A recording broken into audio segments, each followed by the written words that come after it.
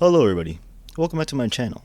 We're going to be doing some more r/AskReddit stories. Let's get into it. Instead of calling them responses, I'm going to call them stories, just so it's simpler. Story 1. My grandfather's comment to me when I graduated from college was, "It's not how much you make, but how much you keep." I'm sure that's not a comment original to him, but I kept it in mind throughout life thus far. Far from rich, but it's been good advice. Story 2. Quotation. When most people say they want to be a millionaire, what they might actually mean is, "I like to spend $1,000,000. Period. And that is literally the opposite of being a millionaire. Morgan Housel. Interesting. Story 3. Inherities aside, they are investing. Even innovators with great products or people with huge salaries don't get rich without putting their money into something that will gain value over time. Real estate, stocks, etc. There's also the hard work thing. Sure, but no one works harder than dudes doing manual labor in the middle of summer and they're not so rich. My friend has been putting a percentage of his paycheck into the SP 500 since he was 21 in 2011. In the beginning, it was maybe $15 to $20 a month. Then after he graduated college and got better pay, it was maybe $50 to $70 a month, and he kept increasing the amount as he could over time. Now he's in his 30s with a house that he bought himself. Imagine being able to buy a house. Story number 4. Don't fall for lifestyle creep. Invest your money, have a budget, and stick to it. If you can't pay off your credit card in full each month, you shouldn't have one. On average, investing in the S&P 500 every 7 years, you double your money. The earlier you start investing, the better.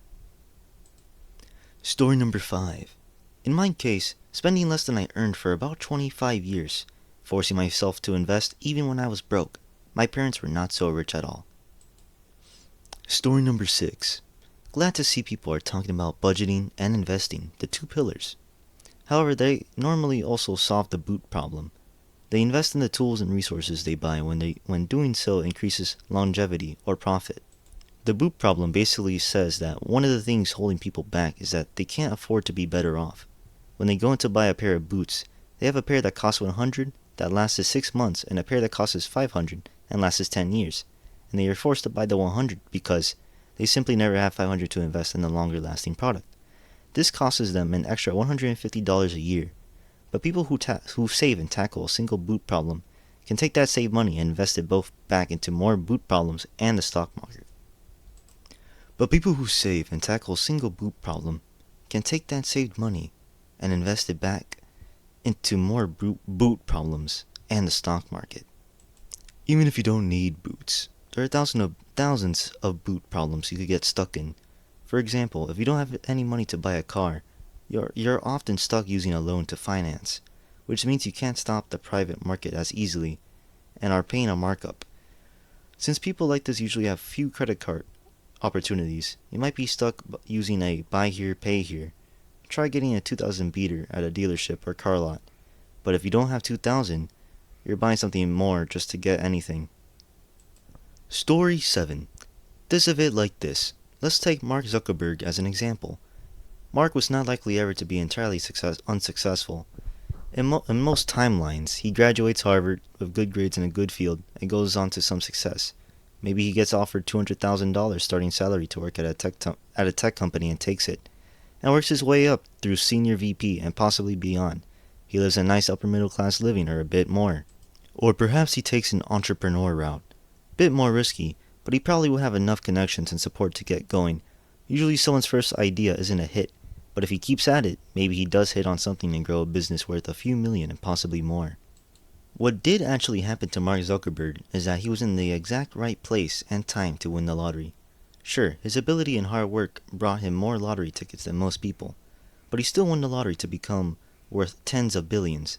There was even a point where he, thinking it was pure billions that got him such success, thought to embark on his next trick after Facebook, thinking he could be successful and was told, "No, that almost never happens." There's also possibly a timeline where Mark Zuckerberg is clinically depressed and unlucky and underachieving as well.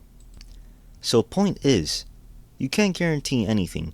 You could take calculated risks, like going it your own way and starting your own business. If you know people, have some experience with the market in some area, and have some money to get started, that makes it way easier as well. And as some have suggested, if you're starting from 10 million, including coming from wealth, it's far easier to make another 10 million. Otherwise, you can plug away and bust your butt and see where you get. If you're bright and competent and living in a first world country, you're likely to find a way to make a living at the very least. It's only in fields like the arts where particularly talented people who produce great work can still completely starve in some cases. And just to make a point of it, among the stupidest plans to become rich is I'm going to become a world-class athlete or I'm going to become a big movie star. Huge numbers of people try to get there that way, and only a teeny tiny fraction of them actually do it. Pretty real. Story number 8. I think stories of people like Elon Musk and Mark Zuckerberg throw off the people. In my experience, knowing quite a few self-made millionaires, most of them make career decisions after working in their industry for a while, the majority of the time to start their own firm. I know one guy from a white working class background who worked for most of his 20s for other firms before starting his own recruitment firm. That was in the 80s, and now he's worth 70 million. Likewise, I know a guy in travel who spent a long time working for others before breaking out on his own. Found a partner to invest, set up his own company, and 15-20 years later, he's very wealthy. Not very sure, but makes 500k a year. I think if you want to reproduce a model, so to speak, it's about refining yourself in a particular trade or sector, and then branching out when you reach a certain degree of maturity. For all self-made people I've met, this is what seems to happen. It can be done at any age, but I think it's normally in 30s/40s. I'm just speaking from what I've seen as a 29-year-old male. The other two types are luck. They invest in the right thing and it blows up or something. The majority of rich people I know through inheritance, they just have rich parents, grandparents, inherit a bunch of property, assets, cycle continues, etc. I think the healthiest way to see it as a long-term thing that will take at least a decade, maybe less though if you're lucky. Just build wealth over time. If it's starting a business, take your time and make the right decisions. If you're climbing the career ladder, just do a good job. Take opportunities when they come, invest on the side, etc. Again, I'm not rich myself, but from what I've seen, that would be your best bet. Number 9. I'd say the best way to do it is to set aside some part of your paycheck and invest it reasonably. At least that's what I plan to do. I haven't started yet. Oh, and of course, obviously, if you're already rich, it's easier to become richer because you can invest even more. Story 10. They invest. Seriously, most rich people, I'm not talking billionaires or athletes, just invested their money at a relatively young age and kept the discipline to keep investing and are millionaires by 40, with more average jobs than you think. Compound interest is crazy. It's unbelievable that basic investing isn't a required course in high school. There are so many people that don't understand the power of compound interest. It's not always about what you make, it's about what you save/invest. Story 11. They don't spend all their money and invest. Story 12. Actually asking and being interested in the opinion of other rich people on how to make money. Don't enter a doom loop cycle of listening to poor people tell you how it's all impossible and you'll never be able to do it. Story 13. They are financially savvy. It's not just about the dollar figure, but also the knowledge to know what to do with the money. Story 14. Finding multiple sources of income, buying an appreciating asset like a house and paying it off, etc. The really rich get into huge debts to build something brilliant, but the ordinary rich keep out of debt and build their wealth slowly. Two different types, the Dave Portnoy and the Dave Ramseys. I know you're not looking for a stupid answer like inherit $1 million, because statistically that's not the case. Story 15. They live on significantly less than they earn, and invest what's now open to spend. Number 16. I worked in finance for 15 years, including working as a private banker for wealthy clients. The real answer is they have rich families. 95% of wealthy clients I've had either had inheritance or trust funds or joined the family business. Even those that made it on their own actually made it because of the family connections and business contacts. The company I work at now has a couple of great examples. The CEO's children work for the company in sales and take home 300 to 400K in commissions each year. They're convinced that they're really just great salespeople, but the reality is they're doing well because their dad is the CEO, and all of their deals get pushed through when they wouldn't be approved for others. They get to offer special products that aren't going to open to others. They're able to offer lower rates than everyone else. I work in mortgage. Their loans get fast-tracked and close around 15 days quicker than everyone else's. Also, the CEO has a ton of local connections that send all businesses to his children. They think they are self-made, but in reality, their privilege led to their success. Send them to any other company and they would fail. There are definitely people that really make it on their own. It's just much less common. It generally takes a ton of self-discipline, a willingness to make smart risks, and a period of letting work consume all of your time and dedication. So you just have to be John Wick. Understood. Number 17. Being born to rich parents. Story number 18. I was always taught to never act rich. Research purchases. Spend only what you can afford. Live by a budget. I live paycheck to paycheck. I work hard. Have a modest house. Decent cars. But nothing about me says I have money. I make my kids earn everything they want. No handouts unless they are working hard towards something. I invest/save every dollar. When I retire, I won't have a thing to worry about at all. Number 19. If the number of people in here saying, be born rich, be a greedy asshole, skim profits off the back of other people's labor, and all the other not my fault mentalities, just took 1 month to dive deep and learn financial literacy, these comments make me sad. And they're so determined that building wealth has nothing to do with their own actions, that they all seem to just argue with people who make arguments as to how they're wrong and stick their head in the dirt like an asshole. Number 20. Taking risks that pay off. Number 21. Investing consistently, living below your means.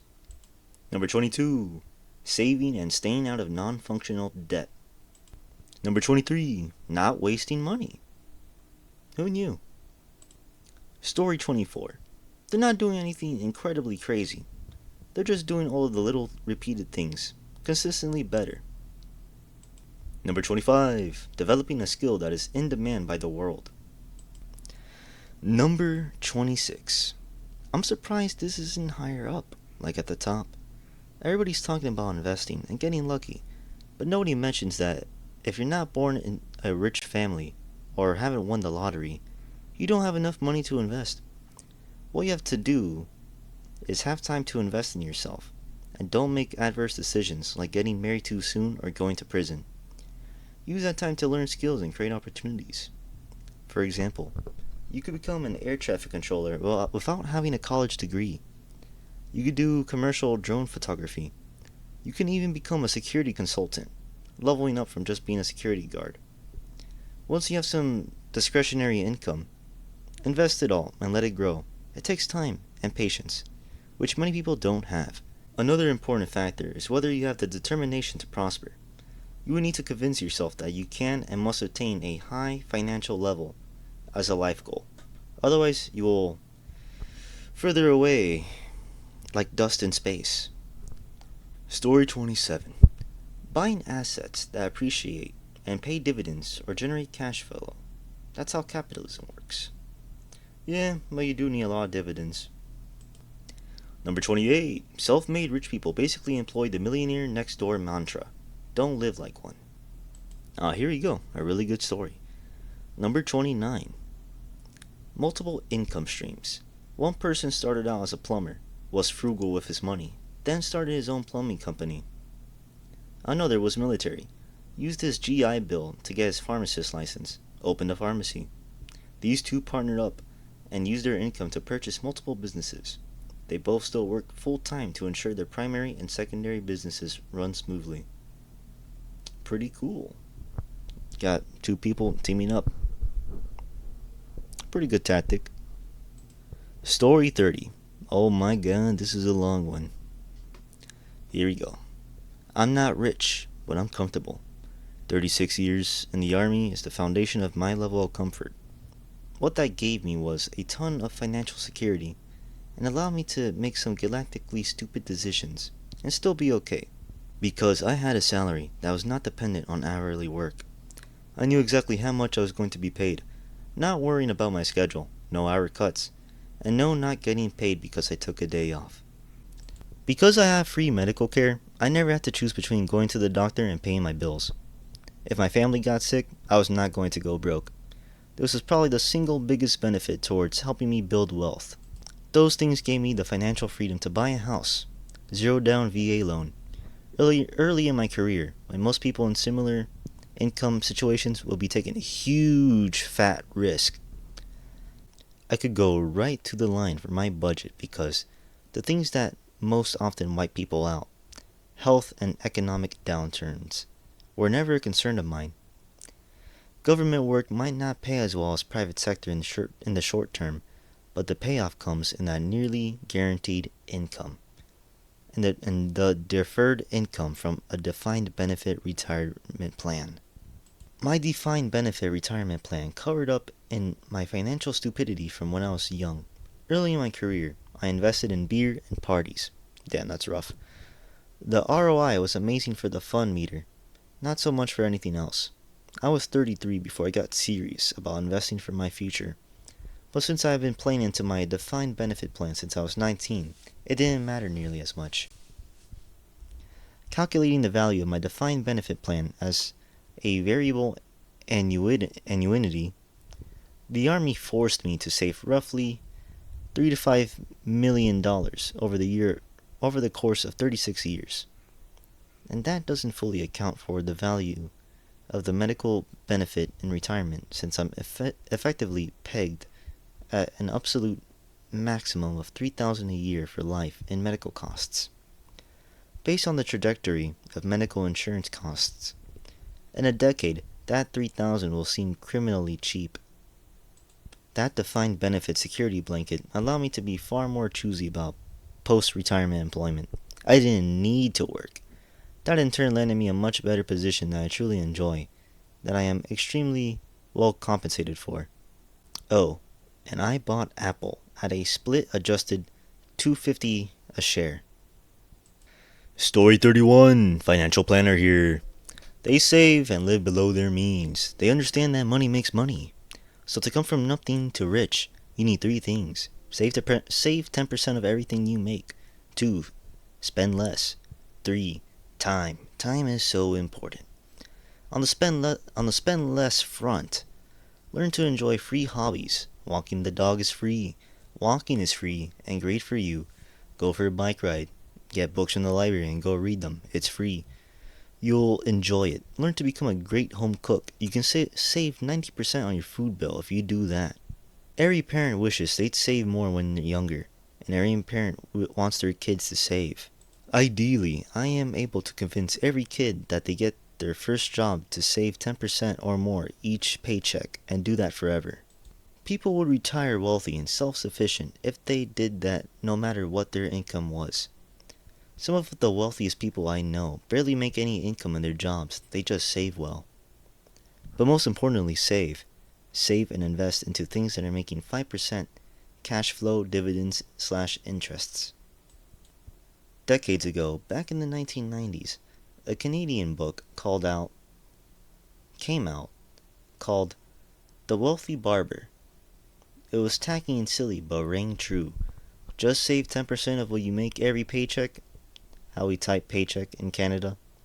While this is true that money makes money, the very fundamental thing about getting rich from nothing, and I should know, I grew up poor, is to save a bit every paycheck, ideally 10% of every bit you earn, and do it for the long term. It takes time, but not as long as you think. Put that into some sort of investment that pays you a dividend or interest, and then when that dividend or interest is paid to you, Wrap that up with your new savings from your current savings and buy more dividend-y type stuff. Over time, you'll notice, hey, my money made me $10 last month or whatever. Save some more. Hey, my money made me $20 last month. And on and on. Time takes time, but at a certain point, you'll learn to appreciate that this money is coming in whether you work hard or not, and it'll become hundreds per month of dividends coming in. Takes a few years, but when you hit around 60,000 saved at a 5% dividend, you'll be getting $250 a month in dividends. At 120,000 saved, you're getting a 5% dividend. They're out there. Even no risk money is earning over 5% now. You'll be receiving $500 a month. That's starting to get serious. So here's where money starts to make money. $120,000 times 5% equals $6,000. Next year, if you do nothing and just recycle in the money you're earning, you'll have $126,000. And it'll pay you $525 a month. If you got a 5% raise and you didn't do a damn thing, you're making more money. And if this continues on and exponentially grows with time, you get a lot more. Story 32. Step 1. They believe they have agency in their lives. They don't attribute all problems to outside forces and give up in despair. They focus on what they can control and work from there. Number 33. Know other rich people. Number 34. Index funds. Well, everybody, that's all the Reddit stories for today. We'll read some more tomorrow or the day after tomorrow. You can count on it. Also, if you like this type of content, you should like, comment, and subscribe for more AskReddit content. r/AskReddit. Sorry for that. I'll see you all next video. Bye bye, and have a nice day.